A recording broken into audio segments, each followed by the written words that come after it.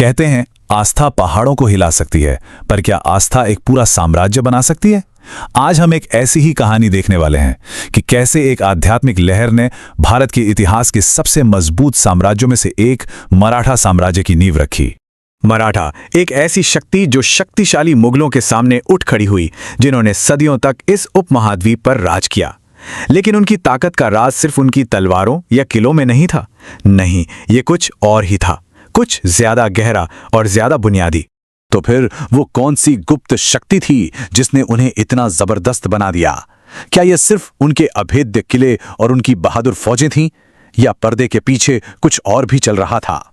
इस सवाल का जवाब छिपा है विचारों की शक्ति में, और इसे समझने के लिए हमें समय में थोड़ा पीछे चलना होगा, 14वीं सदी के महाराष्ट्र में। एक ऐसा दौर जब पुरानी सल्तनतें ढह रही थीं और एक नई पहचान जन्म ले रही थी।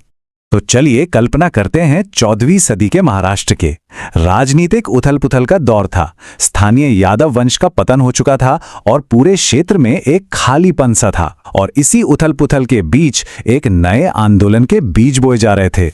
इस राजनीतिक बिखराव के दौरान एक बहुत ही शक्तिशाली सांस्कृतिक और आध्यात्मिक आंदोलन अपनी जड़ें जमा रहा था। ये था भक्ति आंदोलन, एक ऐसा आंदोलन जो महाराष्ट्र के लोगों की पहचान को हमेशा हमेशा के लिए बदलने वाला था। देखिए, भक्ति आंदोलन सिर्फ कोई धार्मिक सुधार नहीं था, ये तो दिल और दिमाग की एक क्रांति थी। इसने समाज में चली आ रही ऊंच नीच को चुनौती दी और आध्यात्म का एक ज्यादा सीधा, ज्यादा सरल रास्ता सबके सामने रखा। भक्ति का मतलब था बड़े बड़े कर्मकांडों की जगह सीधी और सच्ची श्रद्धा। इसने लोगों को यह मौका दिया कि वो बिना किसी पुजारी या बिचौलिए के सीधे भगवान से जुड़ सकें। एक तरह से इसने आध्यात्मिकता को सबके लिए खोल दिया, उसे लोकतांत्रिक बना दिया। ये स्लाइड उस जबरदस्त बदलाव को दिखाती है। भक्ति से पहले धर्म और ज्ञान की भाषा संस्कृत थी, जो सिर्फ कुछ ही लोग समझ पाते थे। लेकिन भक्ति आंदोलन ने सब कुछ बदल दिया। उसने ज्ञान को आम लोगों की भाषा मराठी में पहुंचाया।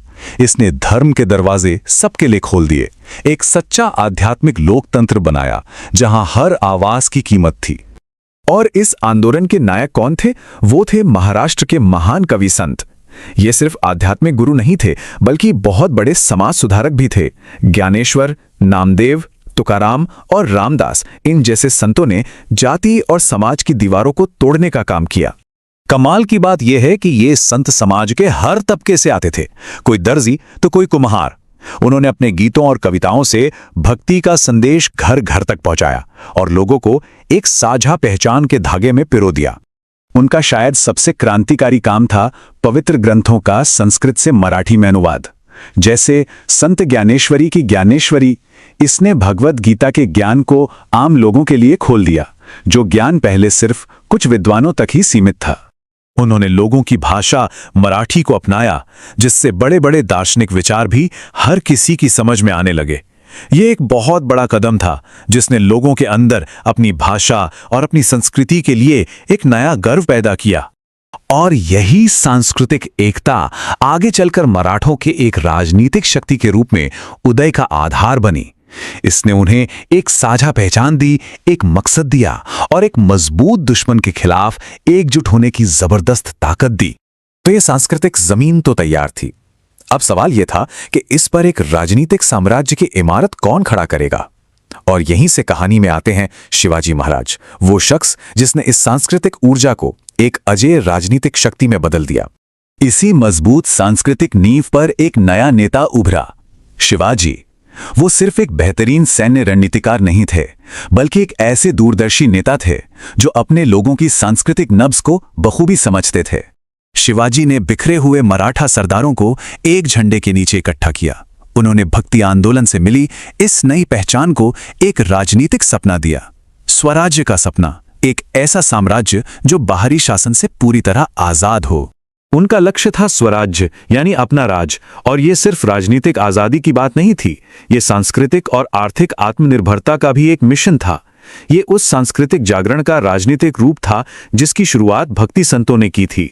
और ये सांस्कृतिक पहचान नए मराठा राज्य के हर प्रतीक में झलकती थी, चाहे वो प्रशासन हो या सिक्के। ये एक साफ संदेश था कि मराठा अब सिर्फ एक रियासत नहीं, बल्कि एक संप्रभु शक्ति हैं। शिवाजी की अपनी शाही मोहर को ही देखिए। यह सिर्फ एक मोहर नहीं थी, ये सांस्कृतिक स्वतंत्रता का एक ऐलान था। उस समय की दरबारी भाषा फारसी के बजाय उन्होंने संस्कृत को चुना। ये एक सीधा संकेत था कि मराठा अपनी सांस्कृतिक विरासत पर गर्व करते हैं। भाषा को राजकाज का एक अहम हिस्सा बनाया गया। उन्होंने तो फारसी प्रशासनिक शब्दों को संस्कृत और मराठी शब्दों से बदलने के लिए एक पूरा शब्दकोश तक तैयार करवाया। ये अपनी सांस्कृतिक पहचान को मजबूत करने का एक और तरीका था।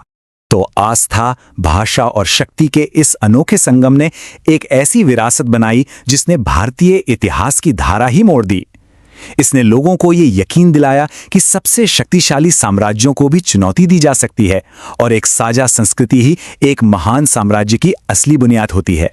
तो आखिर भारतीय इतिहास में मराठों का सबसे बड़ा योगदान क्या था?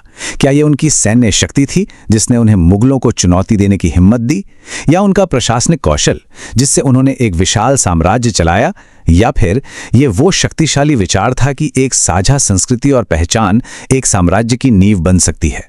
एक ऐसा विचार जो आज भी उतना ही प्रासंगिक है।